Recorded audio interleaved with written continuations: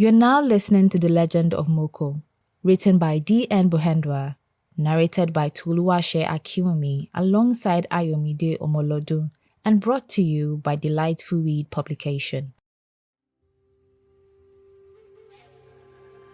To all the dreamers, the believers, and the storytellers, this book is dedicated to those who never give up on their imagination and continue to seek new adventures through the pages of a book.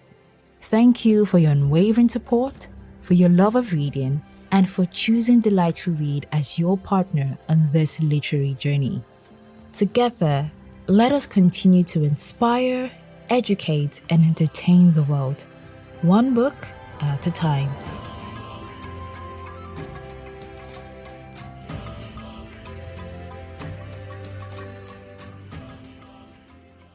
Embark on an unforgettable journey with The Legend of Moko, a tale of discovery and expedition by D.N. Buhendwa. In this captivating blend of history, fantasy, and self-mastery, readers are transported to a world where the past holds the key to unlocking extraordinary power. Meet Moko, a determined protagonist whose quest for truth and self-discovery takes her on a thrilling adventure. As she delves into the mysteries of ancient legends and forgotten civilizations, Moko must confront her own beliefs and limitation. Along the way, she discovers that true strength comes from within and that the greatest treasures are often found in the most unexpected places.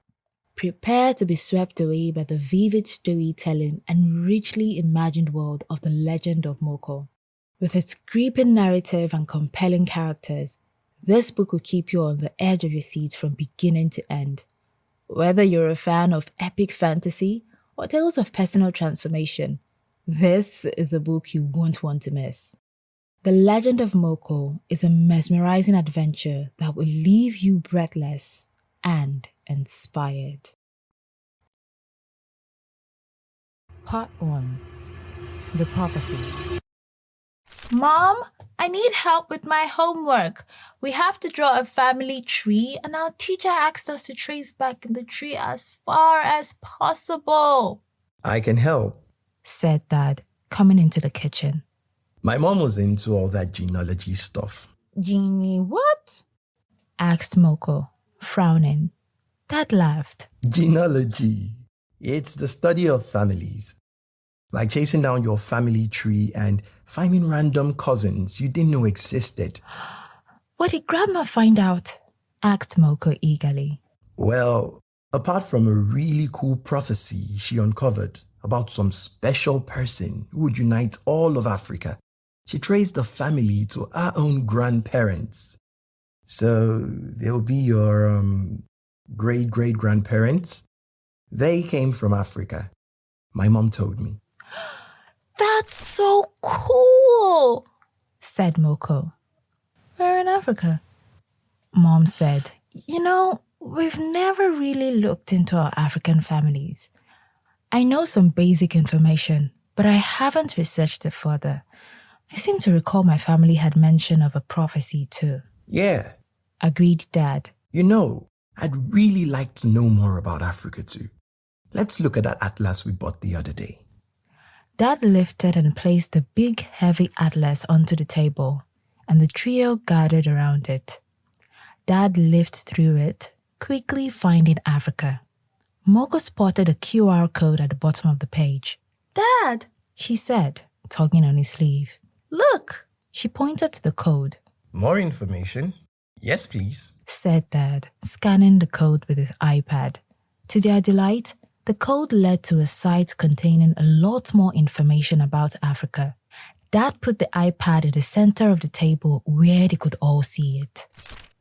But before they could look at the big map pages in any detail, there was a flicker and the lights went out. Said Moko. I need to get my homework done. Patience, said Dad, patting her shoulder. It's probably just the fuse. I'll go check. Using the flashlight on his cell phone, Dad went off to investigate. While they waited, Moko looked at Mom and the dim light coming through the windows. Mom, Did you say something about a prophecy? Do you think it's the same one as Dad's family? Maybe, shrugged Mom. But I doubt it. We're from very different parts of Africa. She frowned and went on thoughtfully. But from what I remember, the prophecy in my family was also about a special person who would unite all the tribes in Africa. So, maybe? They fell silent for a moment, and Moko felt as though something significant had just happened. She stared wide-eyed at her mother and had just opened her mouth to say something when the lights blinked and came back on. The thought evaporated as Mom cheered. Dad came back a moment later. Busted fuse, as I thought. He said. I sorted it. We're good to go. Now, where were we?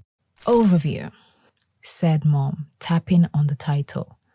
While that loads, what was that you were saying about the prophecy your mom found out in your family? Oh, said Dad. Something about a special child born out of Africa who will unite all the peoples of the land. Something like that. Born out of Africa? Asked Moko. Surely that should be born in Africa. But that's like nearly the same as Mom's Asian prophecy. Less of the Asian mom, thank you, said Mom. I don't know, said Dad, laughing at Mom. Those are the words Grandma told me. Don't forget, the prophecy is in oldie-timey language, translated from whatever dialect they were first in. Speaking of languages, how many are there in Africa anyway? Mom read from the iPad. There are 54 countries in Africa, including 6 island nations. You know, said Moko, I've never heard of an African island. Yes, you have, replied Dad. Remember that movie, Madagascar? Oh, yes, I loved that. Moko smiled.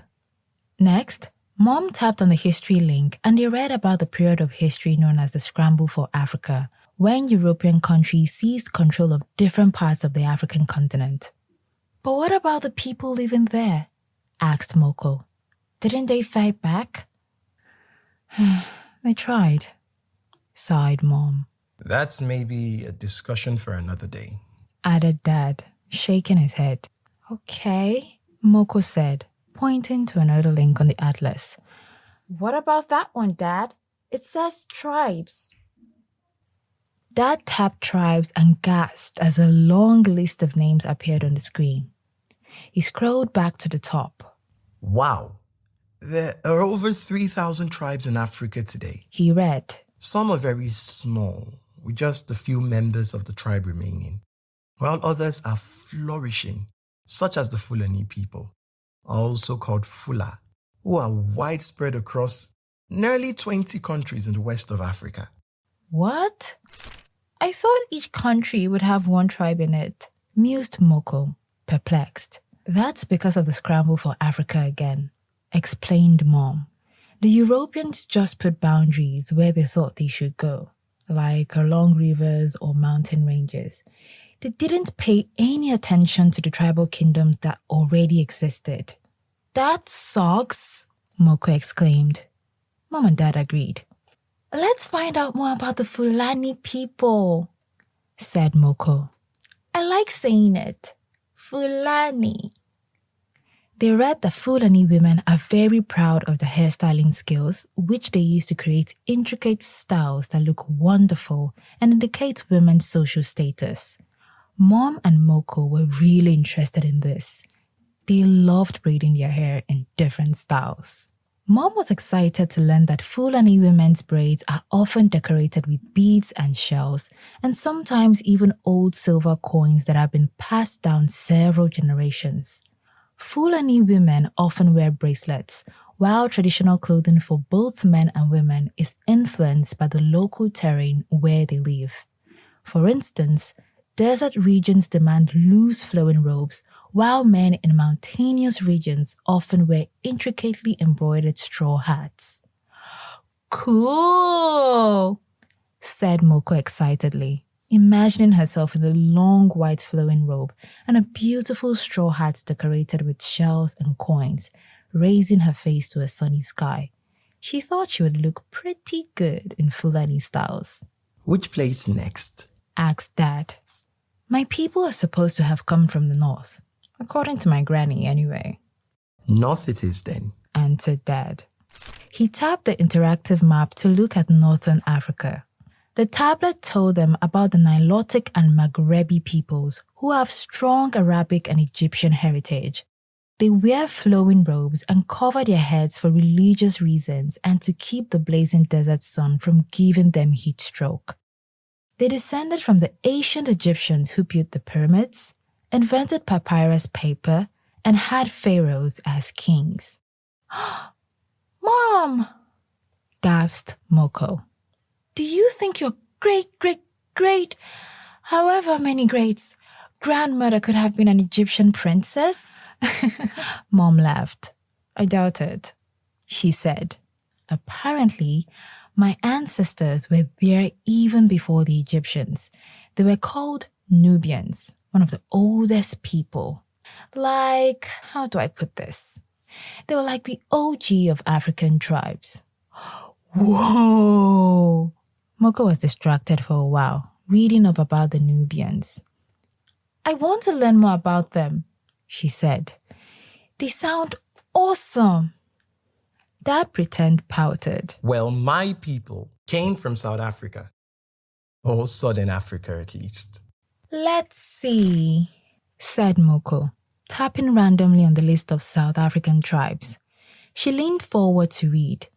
The Zulu tribe are a strong and tall people, known for their athletic prowess and fierce tribal pride. Originally, they were a group of tribes known as the Nguni, who explored much of Africa before settling in South Africa and forming one formidable tribe under the leadership of Shaka Zulu, from whom they inherited their new name. Warlike and fearless, Zulu people dominated any area they settled. They are the predominant tribal group in modern-day South Africa, and they are very proud of their history.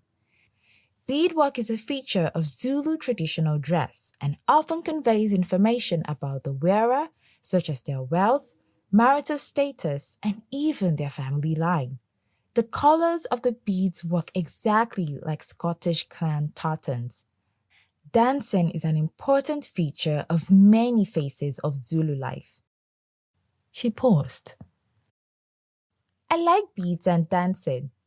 Do you think you might have Zulu great-grandparents, Dad? Maybe. I don't think I'm very warlike. Though, I hate fighting. I know you do, said Moko as she smiled and tapped another name. Hey, I like the sound of the Shona. They have a good sense of humor and they hate fighting too. She read aloud.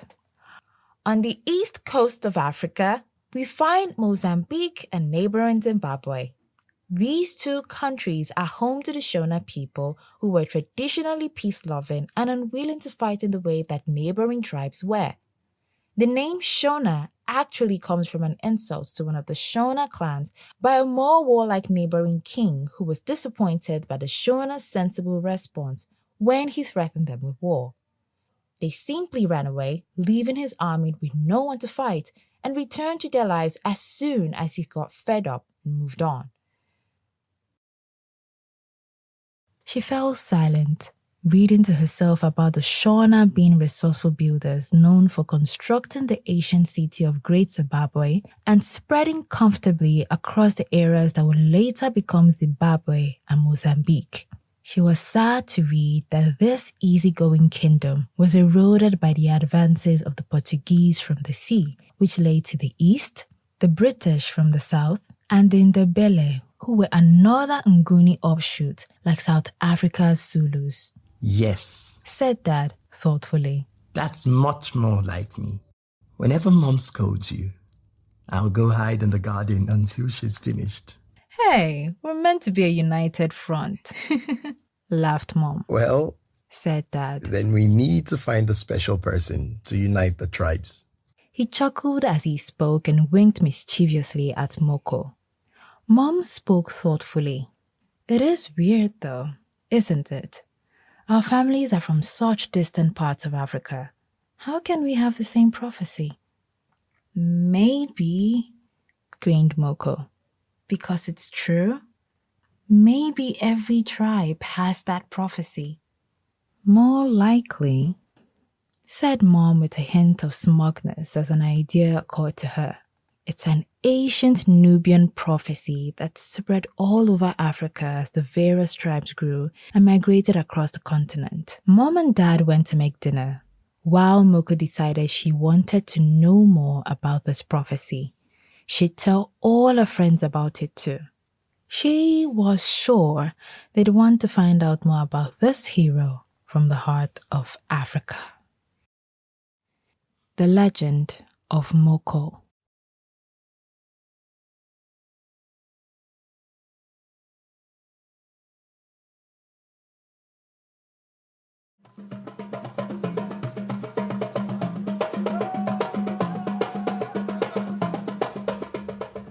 Part 2. Who am I? The next day, when Moko got to school, she realized that something was up. The class, normally quiet and drowsy so early in the morning, was buzzing. She went to join her friends Darlene, Charles, and Marissa. "What's going on?" she asked, looking around at her unusually lively classmates. Class trip. Remember? Museum. Charles tried to sound casual, but he too was excited. Moko knew that Charles wasn't thrilled about the museum, but everyone liked the chance to get out of the classroom and see different sights. The fact that they would miss double math was a bonus. "Oh, yes," said Moko. She had forgotten about the class trip with all her research into the prophecy. She was about to tell her friends about it, sure that they would be as fascinated as she had been when the teacher arrived and took attendance. A few moments later, the teacher tried to get everyone to form a straight line so they could head to the bus. However, she was unable to make herself heard over the students' chatter and conversation. Charles took pity on her after a moment and roared out, Line up at the door. Let's go, people. The teacher flinched at the sound but smiled weakly at Charles as the class, still chattering, lined up by the door for a moment and then began to move towards the bus. Moko tried to tell her friends about the prophecy as they traveled to the museum, but it was too noisy, and eventually, Marissa half yelled, half signed that they should wait until they were somewhere quieter. Moko sat back with an impatient sigh.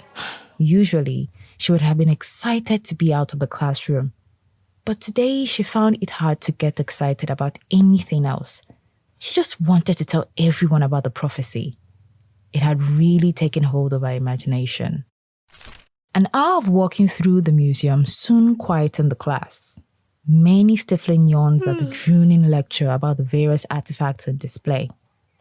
Moko tried to pay attention, thinking the talk all about Native Americans and the early European settlers could have been more interesting if someone else had been in charge. The guide was clearly uninterested in the topic and just rattled off a list of facts and figures, which made it all seem dull. After the tour, the teacher said they could wander around by themselves for an hour or so. "I'll be sitting in the cafe by the door, so I'll see you if you try to escape," she said, beginning to laugh at her own feeble joke, but she soon stopped when no one really joined in. As if, Moko thought and rolled her eyes. She knew from the half-hearted titters of her classmates that no one found the teacher very funny. Moko pulled Marissa and Darlene into a side room, waving to Charles to join them. He came over reluctantly. What? I don't want to look at old shoes and arrowheads. Thanks. There's a tomahawk display that I want. "I found something out." Moko's voice was full of self-importance. "Ooh," said Marissa, drawing closer. "Gossip. I love it. Spill." "No, not gossip," said Moko. "It's about this prophecy in Africa. It's weird, right? Because there's like hundreds and thousands of tribes in Africa, but all of them, well, most of them, have the same prophecy. So it must be true that, nah, there's not hundreds of thousands of tribes, said Darlene. There's like maybe 20. And prophecies aren't real. Duh, added Marissa, rolling her eyes the way she always did. Moko felt a spike of anger. Why didn't they listen properly? Why weren't they more excited? This was interesting. And of course, the prophecy was real. She saw that Charles wasn't even paying attention to her. He was watching as two of the boys who were usually up to some mischief or another began barging around the small weapons room. Marissa and Darlene gave Moko a condescending look and linked arms before heading over to egg the boys on. Moko slipped out to get away from her friends and the boys shouting and the clanging of metal helmets and breastplates that visitors were allowed to try on and take selfies in. She walked blindly without really thinking and went right to the top floor, which her class hadn't yet visited. The guide had pointed up the stairs and dismissed the area with a wave of a hand, stating, "So up there are the archives, restoration room, and on-catalog goods, okay? Not much to see, just papers and boxes," before walking across the landing, carrying on with her droning spiel. But Moko was suddenly curious, all her frustration forgotten. She walked up slowly and carefully, craning her neck to see as high up as she could. She didn't want to disturb anyone, and she wasn't entirely sure that she was allowed up here. The left side of the wide landing featured an enormous vase, taller than Moko, and on the other wall was a large oxide shield. Two assegais were crossed over it, their pointy tips aiming up towards opposite corners. Moko stopped dead in her tracks, staring at the shield. She felt drawn to it somehow, as though it was a familiar, much-loved possession she'd almost forgotten about. Recalling the section on the Zulus on Dad's iPad, Moko was intrigued and stepped forward, examining the shield and spears in quiet fascination. They seemed the same as those shown in the information section on the iPad, and she breathed out a quiet, "Wow."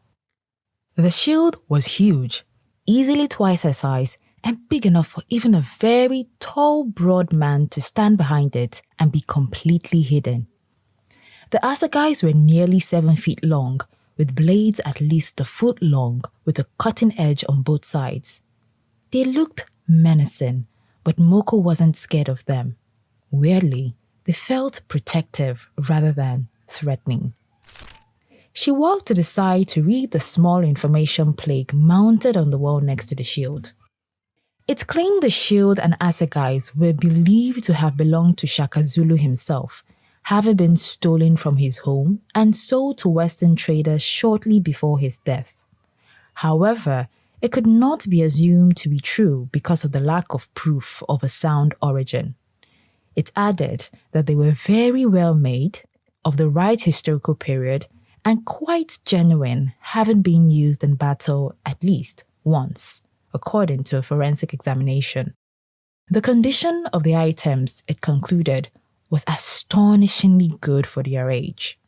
Moko's mouth dropped open at the thought of seeing something that might have been Shaka's, or even if it wasn't, it had maybe been in his presence.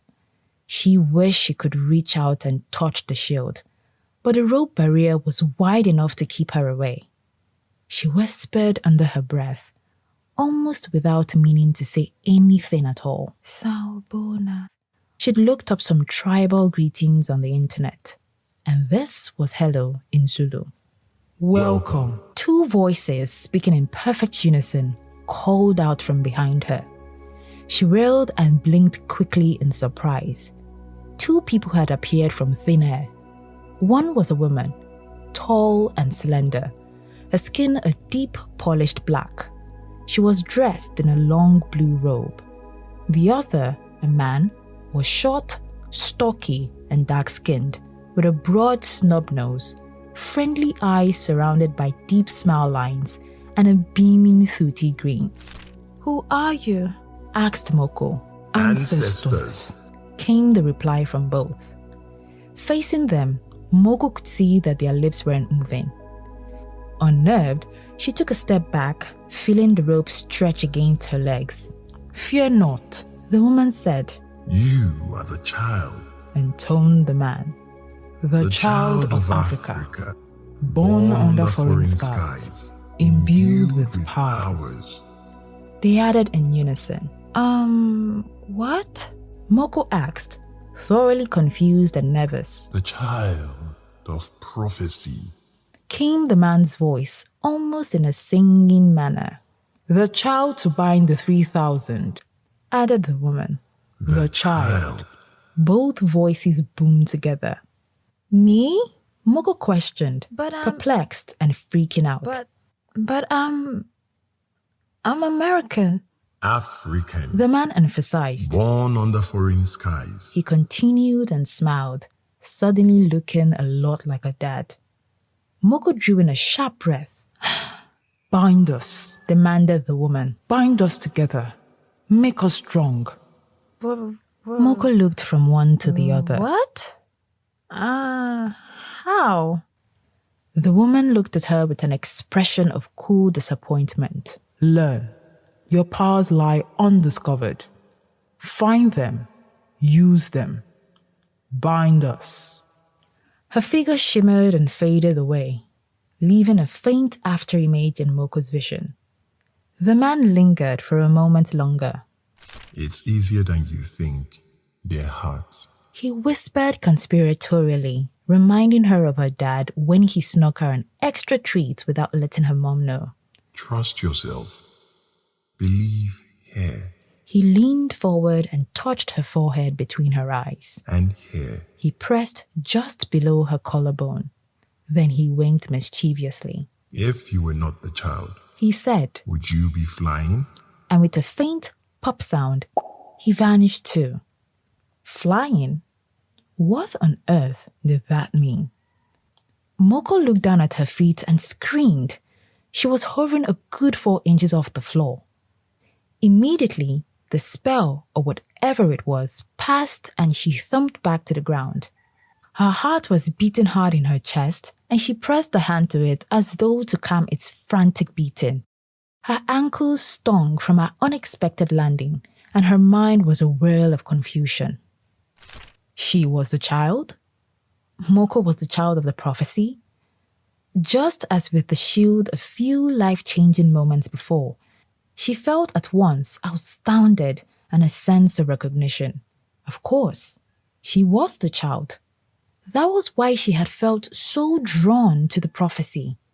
She thought about the conversation with the ancestors and remembered the strange, intense feeling throughout her body as they had spoken to her. That was when she had started to rise into the air, she realized. The female ancestor had said powers. What other powers might she have? But before she could even complete this thought, let alone begin to find out what powers she might have, Charles came running up the stairs. What? He looked around, concerned. You screamed. What's wrong? Moko thought fast. A mouse. She pointed vaguely toward the massive vase in front of her. Oh, really? Made you jump, huh? What do you mean? She asked nervously. I was coming up to make sure you were okay. I thought I heard voices. When I came around the corner, all I saw was you. You were like jumping or something. Charles sounded uncertain, as though he wasn't sure what he had seen. He went to look around the back of the vase. Oh no, she thought. He saw me floating, but he mustn't disturb anything. Let's go back down, Charles, she said firmly. It was nothing. As she spoke, she was aware of a difference in her voice, as though her words were amplified by an invisible microphone. She added, now, giving the word as much force as she could. Charles's reaction was immediate. He stood up stiffly and turned to the stairs. When he spoke, his voice was oddly robotic. Okay. Yeah. It was nothing. Let's go back down. What? Moko wondered, did I do that to him? Yes, you did. Whispered the woman's voice at the very edge of her hearing. Moko ran to catch up with Charles, who was marching mechanically towards the staircase. Hey, wait for me, She said, slipping her arm in his. He relaxed instantly, but seemed surprised to find himself halfway down the staircase already. As they walked down the stairs, she was conscious of her body in a way she had never experienced before.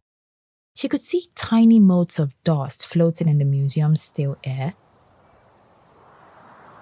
Hear her classmates chatter from all over the building, and feel the quiet vibrations deep under her feet of the traffic on the street outside. She felt energized and powerful.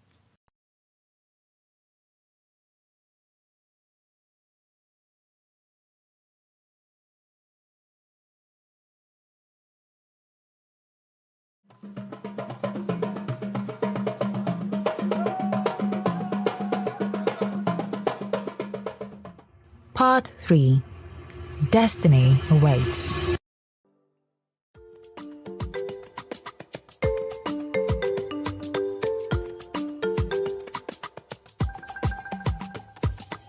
Over the next few weeks, Moko tried to uncover her other powers, but all she felt was frustration. She could make nothing happen, and it made her wonder if she'd imagined what had happened in the museum. Then she would remember the sensations of floating and suddenly thumping to the floor, and she knew that it was real. She just had to unlock her powers somehow. The first time it happened, she was distracted. She'd given up on the idea of trying to make something happen for the day and was doodling mindlessly in her notebook, drawing a picture of her stick self flying high in the sky, daydreaming of being a superhero. She leaned back and stretched, dropping her pencil from her loose grasp. She bent to get it, but it had rolled under the desk, a little too far from her questing fingers. She groaned, stretching as far as she could, but the pencil was still an inch beyond her reach. Ah! She yelled. Will you come here?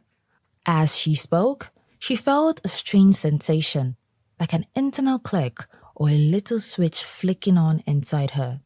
The pencil wriggled, resistant at first, then flew obediently to her hand. Yes! Exulted Moko. Now that she knew what it felt like, it started to get easier. Her parents began to worry that she had been working too hard at school when they kept walking into rooms to find her staring at nothing. "What are you doing?" Mom would ask, exasperated. Dad would look at her with a worried expression and say, Hey, you're okay. Moko would answer vaguely that she was looking for something or thinking about her homework, and they had to accept what she said, albeit reluctantly. At first, they didn't realize that she had been levitating small objects and even herself, because as soon as they opened the door, they broke her concentration and she, or the object, would plummet to the carpet. But as her powers strengthened, she had to consciously let go of them, which led to some awkward near misses and her mom assuming that Moko had taken to throwing things around her bedroom. Moko began to take risks too. While helping her mom lay the table for dinner, she waited until mom had gone to get the plates and used her powers to set the knives and forks in place. With a rattle of cutlery, they landed where she wanted them. Almost. Yes! She exclaimed, then nearly jumped out of her skin when her dad's hand landed on her shoulders. What was that? Asked Dad. How did you get the knives and forks out so fast? You can't even read that side of the table. Dad's voice trailed off and he gave her a strange look, almost mistrustful. Guiltily, Moko faked a laugh. Oh, Dad, I think those ones earlier and was just putting these down. Sorry about the clatter. I dropped them a bit. He hesitated a moment, then shrugged, deciding to accept her explanation. But she could see he was concerned and decided to keep her practice sessions at school for a while. Moko practiced constantly. One day, she discovered a very cool superpower that she could use quite effortlessly. She was in the bathroom when the bell rang, and she knew she'd get a tardy slip if the principal caught her. He was in a bad mood and had put 3 people in detention already. She washed her hands hurriedly and slipped out of the bathroom, tiptoeing quickly and quietly back to class. She'd nearly made it when the door to the adjacent classroom flung open and the principal stalked out, looking grumpy. She flinched, urgently wishing herself invincible, then watched, amazed, as the principal stared up and down the hall before turning toward his office, apparently not seeing her at all. Moko decided the invisibility power belonged to her Shona ancestry. It certainly put a new spin on the stories about the Shona running away to hide. Anyhow, discovering her powers took time, and she had a few exasperating moments when a hoped-for power, being able to see through walls, for example, didn't materialize. She really wanted that one to be true and almost burst from trying to make the walls fade from her vision before accepting that the internal click that preceded the power wasn't going to happen. She kept working on her powers of persuasion. Getting Charles to go downstairs had not been a fluke, she discovered, and she found she could disguise herself with astonishing effectiveness. She made the class laugh with delight when she mimicked the principal's mannerisms. Even her teacher couldn't suppress a giggle when she saw Moko perfectly copying the principal's short-stepped walk and the way he smoothed his hair back each time he called the school assembly to attention. Moko found that her physique was changing too. She could climb trees easily and jump higher and further than she would have believed. There was a trick to it. That internal click just as she jumped seemed to power her up in the right way to get to the place she was aiming at. And her sense of balance was amazing. She could easily walk along the school wall, which was 8 feet high and only 1 brick wide. Charles panicked the first time he saw her doing it, convinced she would fall and break a bone. How did you even get up there? He asked. I can't get up there. Yes, you can, She said. Go on, try. It's not as hard as it looks. He tried to copy the way she boosted herself up, but he couldn't even grab the wall properly at first. Moko waited until the right moment, then gave him a little boost, somehow working out how to do it as it happened. Oh, Said Charles delightedly. you're right. That was easier than I thought. He began to walk along the wall, swaggering a little. Moko watched him for a moment, smiling at his pride in his achievement, then turned to listen to what Marissa was saying. This was a mistake. As soon as she took her eyes and her mind off Charles, he began to wobble and lose his balance. Darlene screamed as he fell to the ground, throwing out one arm in an attempt to save himself. There was a sickening crack, and Charles cried out with pain. Later, Moko called her parents from the hospital, explaining that Charles had broken his arm and asking if Dad could come and give Charles and his mom a lift home to save her from having to get another taxi. Of course. Said Dad. I'll be there in 10 minutes. Mom came too, and Moko sat quietly in the back of the car with Charles between her and her mom. Charles's mom sat in the front by Dad, turning every few minutes to check that her son was okay. At Charles's home, they ushered him to his bedroom and saw him safely tucked into bed before saying their goodbyes and returning to the car. Her parents were understanding, thinking Moko was shocked because of Charles's accident, not realizing at all that it was all her fault. She had played with her powers, and one of her oldest friends was now in a cast for weeks, in lots of pain, and unable to do all the games and sports he loved. She felt so guilty about it that Moko didn't practice using her powers for 2 weeks. If people were going to get hurt, she decided maybe she didn't want to be the child after all. But Charles recovered quickly and soon had the whole class sign his cast. He seemed embarrassed that he had fallen off when Moko hadn't. He might have become obsessive about it until Marissa stopped him by asking, Is this because Moko is a girl and you think that boys should always do better than girls at sporty things? I do not. protested Charles. But Marissa just smirked at him and nodded knowingly. Sure. She said. Charles blushed crossly and looked like he wanted to argue, but he let the subject drop instead.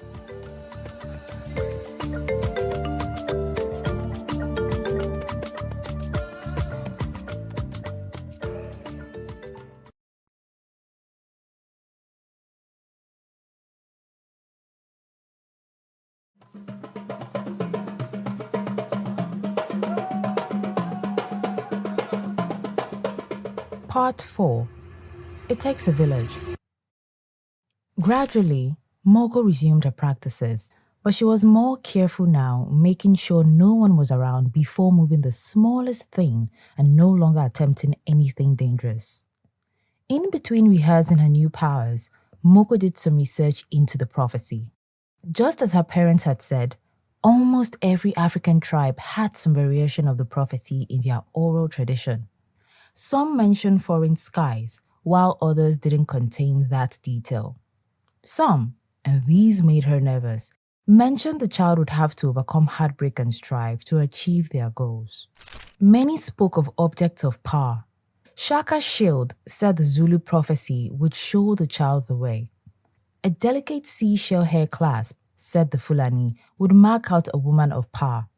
Other prophecies mentioned objects, a carved wooden staff, a mask, a beaded necklace that would give the child more powers or enhance their abilities.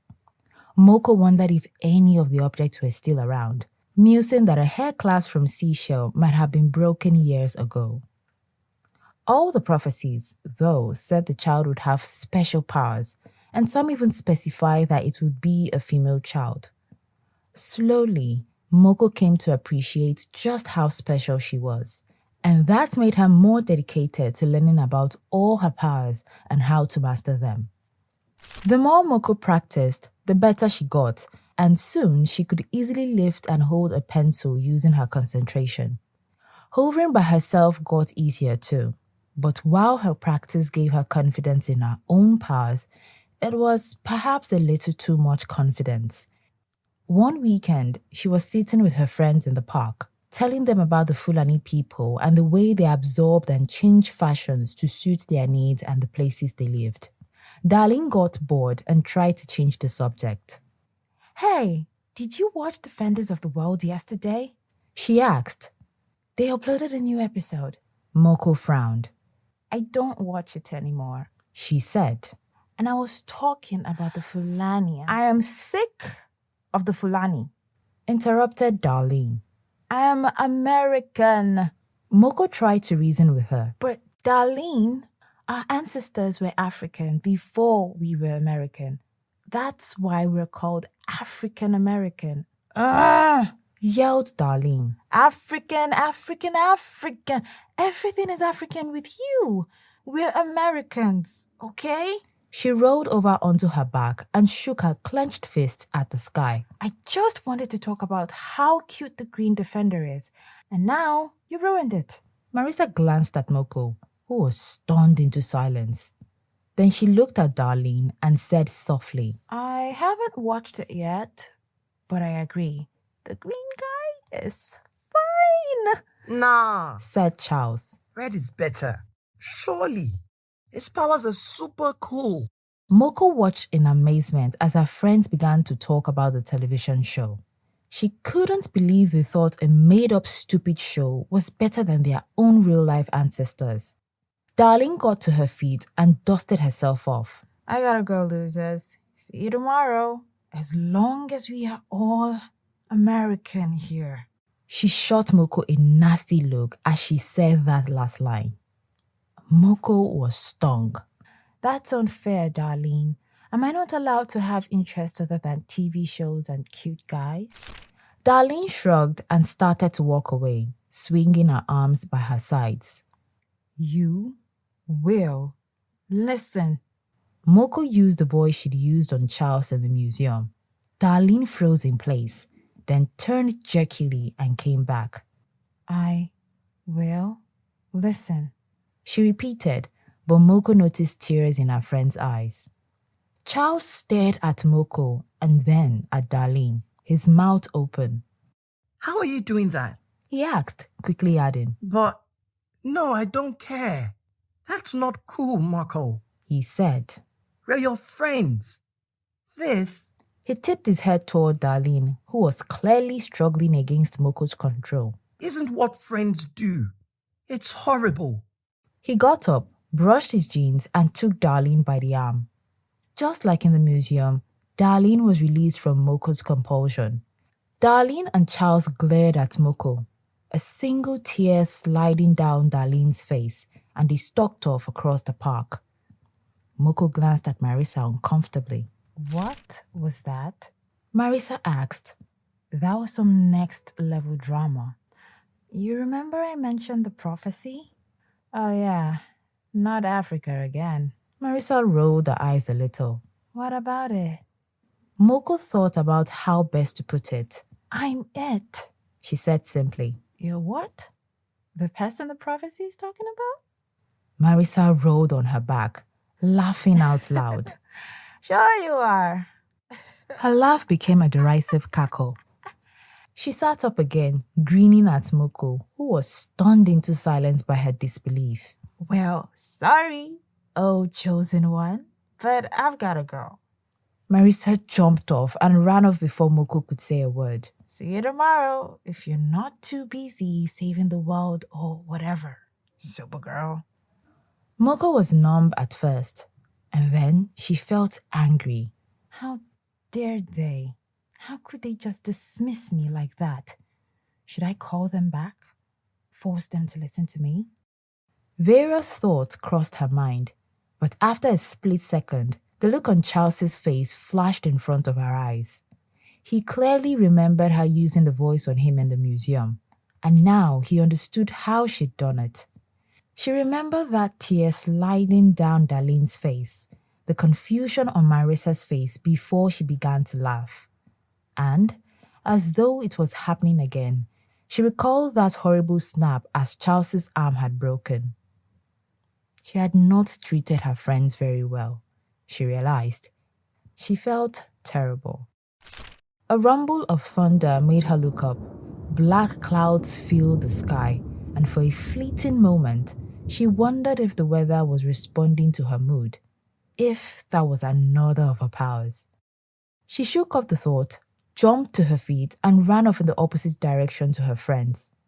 Tears streamed down her face, lost as the first heavy raindrops splattered down, first speckling her with droplets and soon soaking her to the skin. She was hardly aware of where she was going until she saw the museum in front of her. Yes, she thought, the ancestors. She slipped through the turnstile, waving at the receptionist, and hurried up the stairs. The broad landing was deserted again, and she breathed a sigh of relief. Sawubona, she whispered, looking up at the broad oxide shield. With a sound that was more of a whirl of air than an actual rustle, the ancestors materialized behind her again. The woman had her arms folded, and she looked down disapprovingly. The man looked sad, and Moko's heart ached, as though she had upset her dad. The resemblance was uncanny and closer than ever. I need your help. Moko hadn't meant to plead with them, and she certainly hadn't meant to cry, but the words and the tears gushed out before she could hold them back. The woman spoke first, firmly but not unkindly.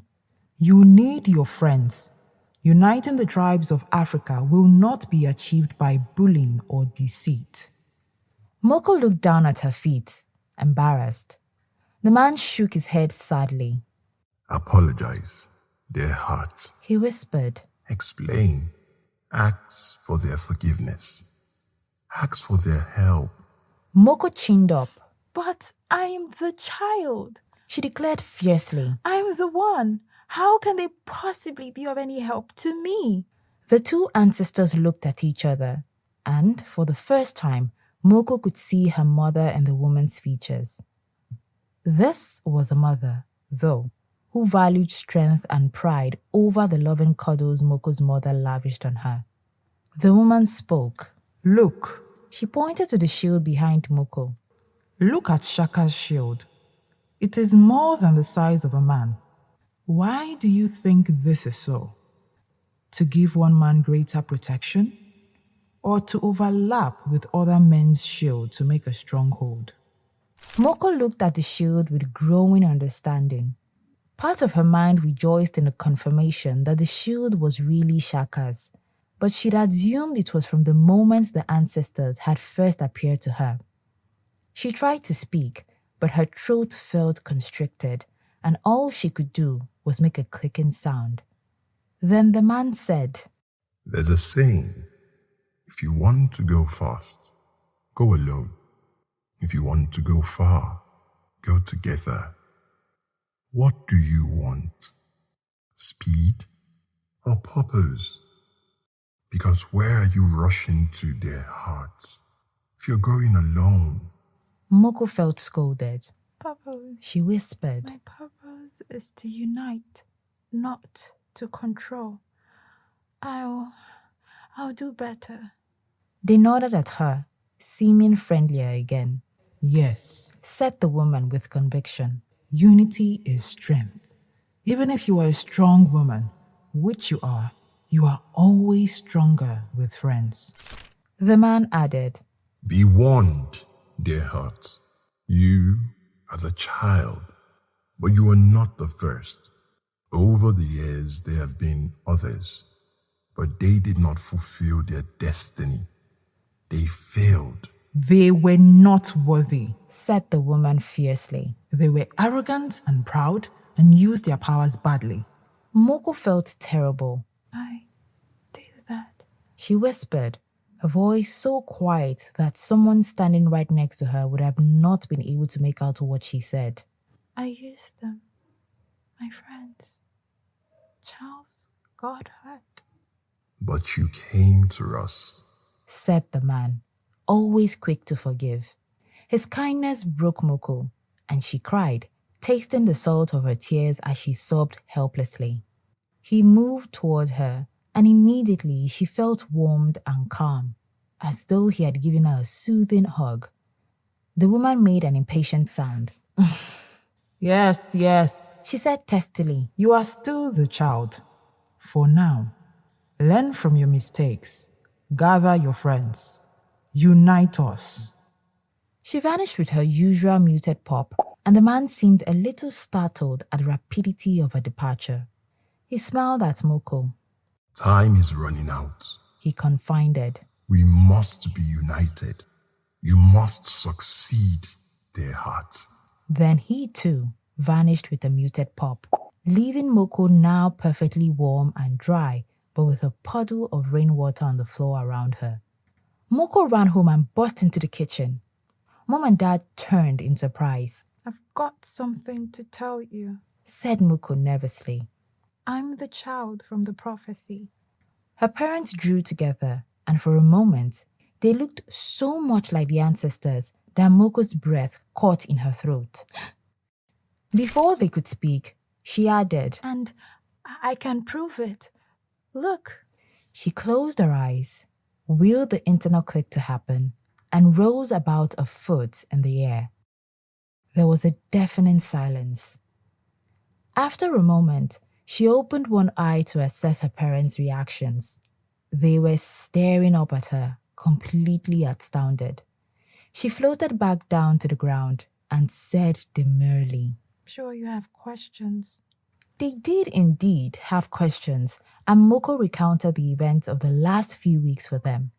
She didn't hold back, admitting to being the cause of Chelsea's broken arm and to treating her friends badly. Mom hissed in a breath over her teeth, a sure sign that she was disappointed with Moko. But Dad laid his hand on her arm. Moko feels bad about her poor behavior. He said softly. She is sorry. Moko didn't have the words to agree with him, so she nodded vigorously instead. Then she said, And I need your help making up to all of them. They probably won't speak to me. Please, can you call them and invite them over? Mom thought about it for a moment, then called Marissa Charles and Darlene one after the other, inviting them to come over for dinner and telling them that Moko wanted to apologize for her bad behavior.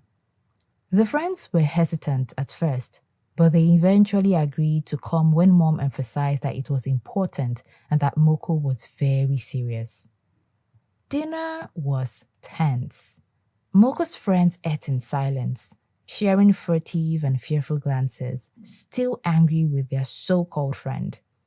After they'd all eaten, the four children went outside to the farthest boundary of the garden where they could hardly be seen and wouldn't be disturbed. Moko stood in front of her friends. I owe you an apology. I haven't been honest with you. I've been forcing my interest on you without explaining everything. She paused for a moment. It's probably been like I've been channeling Mrs. Roberts or something. All of them, even Darlene, laughed at the thought. Mrs. Roberts was their history teacher, and she was terribly boring, even when she was talking about exciting things, like battles and duels or romantic marriages between princes and princesses. Charles and Darlene forgave her right away, but Marissa hung back, mistrust in her eyes. I know you all think I'm obsessed with the African prophecy, but there's a good reason for that. It's very special to me. Marissa rolled her eyes, still looking skeptical.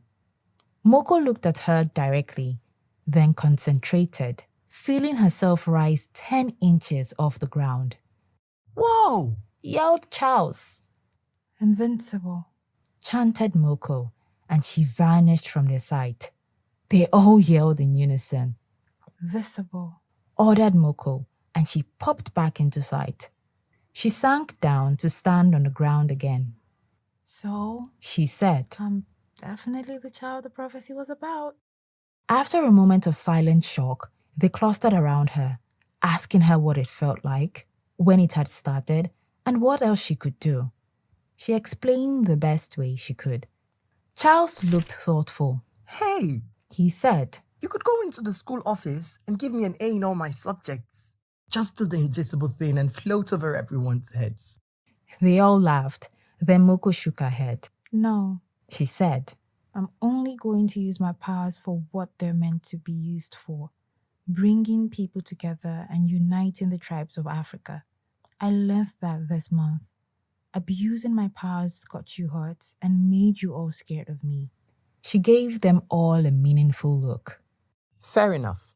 Agreed Charles after some internal wrestling. Then he glanced at her seriously. I'll help. He said, Any way I can. Anytime.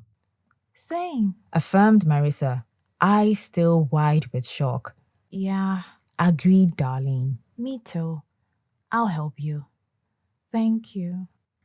Moko smiled widely and stretched out her hands to Darlene and Marissa on either side of her. They took her hands and reached out for Charles, making a circle of 4. As soon as the circle was formed, a gust of warm wind swirled around them, softly scented with exotic spices and fragrant with paprika. Even though the rain was long since gone, Moko knew it was a sign. The ancestors were sending her their blessings. It had begun.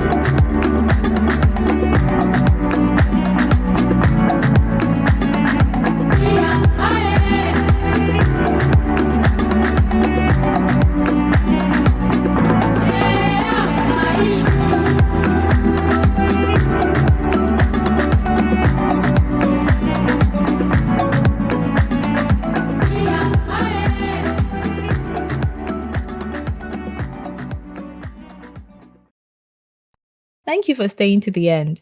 You just listened to The Legend of Moko, written by D. N. Buhendwa, narrated by Toluwaṣe Akiwumi alongside Ayomide Omolodu, and brought to you by Delightful Read Publication. The End. Delightful Read Publication is a publishing company that specializes in creating books that bring joy, inspiration, and delight to readers of all ages. Founded by a team of passionate book lovers, Delightful Read is dedicated to publishing books that promote positive values and timeless wisdom. With a focus on quality and accessibility, Delightful Read is committed to delivering books that will uplift, educate, and entertain readers for years to come.